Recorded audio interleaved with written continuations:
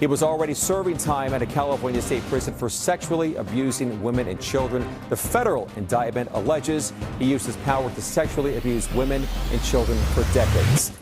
6 church leaders, years of investigation, countless victims. ICE just delivered one of the most shocking arrests in recent memory. A child trafficking ring operating inside a church. Not beside it, not connected to it, inside it. Racketeering conspiracy, sex trafficking of minors and adults. A criminal enterprise that turned a place of worship into a hunting ground.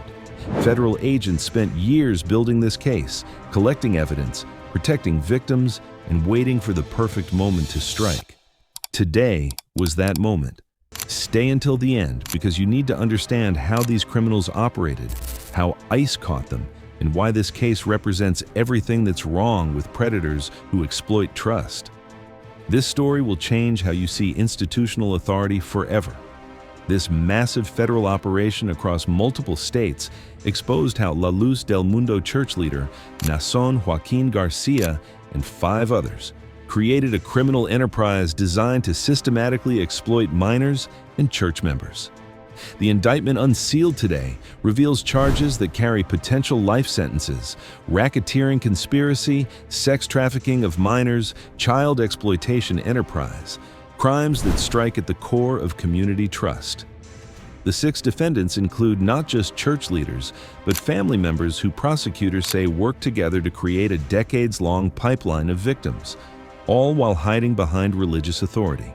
The evidence federal agents collected during this years-long investigation reveals a criminal network so sophisticated that it operated across state lines, leveraging religious devotion to identify, groom, and exploit the most vulnerable members of their congregation. Here's how they operated. First, they established total authority within the church structure. Leaders were positioned as apostles with direct communication to God, making questioning their actions equivalent to questioning divine will.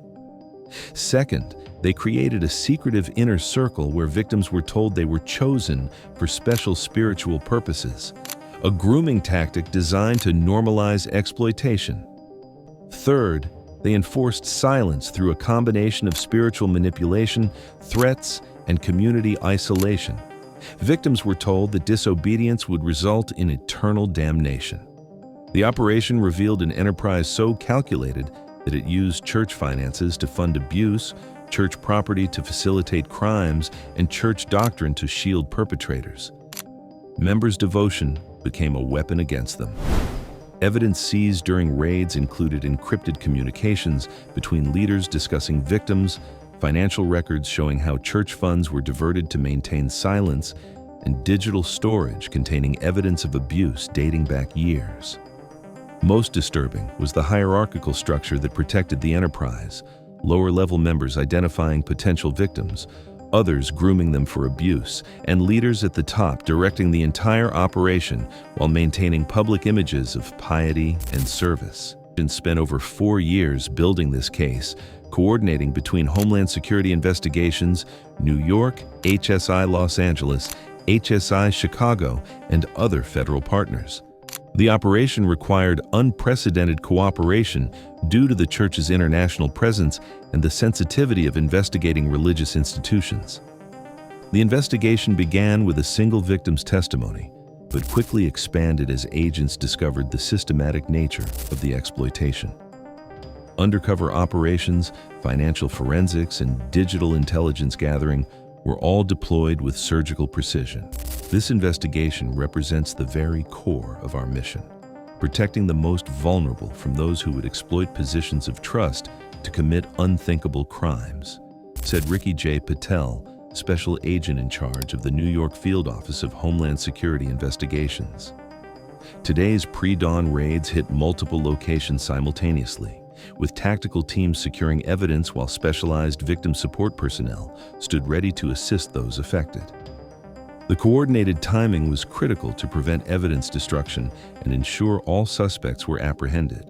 United States Attorney Jay Clayton emphasized the gravity of the case. The defendants engaged in a racketeering enterprise that exploited the LLDM Church and persisted for decades to facilitate the systemic sexual abuse of children and women.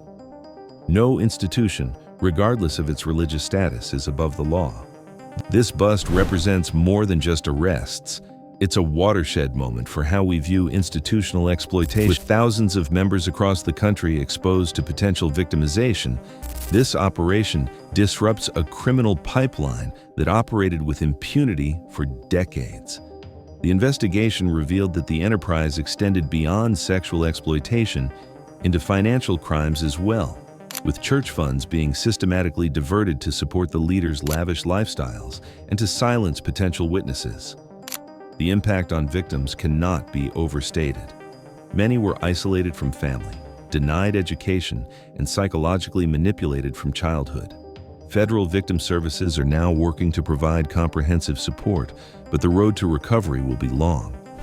Law enforcement sources indicate that the investigation continues, with additional suspects and potential charges still developing. The current arrests may represent only the visible portion of a much larger criminal network.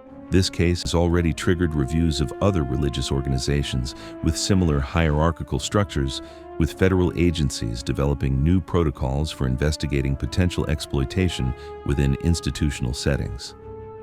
Most significantly, this operation reveals a dangerous pattern where predators specifically seek positions of trust, particularly religious leadership, to access victims and shield themselves from scrutiny.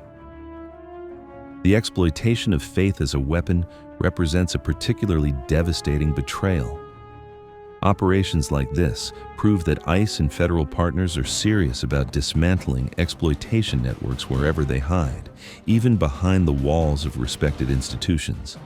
The message is clear. No position, no matter how seemingly sacred, places anyone above the law.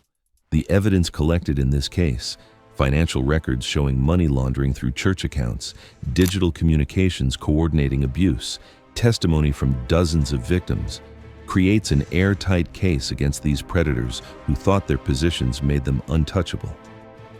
For victims of institutional abuse, this case represents a turning point. It demonstrates that federal agencies have developed sophisticated methods to investigate even the most protected environments, and that coming forward can lead to justice even against powerful figures. Parents and community members should see this as a stark reminder that institutional authority alone is never sufficient reason for trust. The most effective protection comes from maintaining open communication, questioning unusual secrecy, and teaching children that no adult, regardless of title or position, has the right to demand secrecy.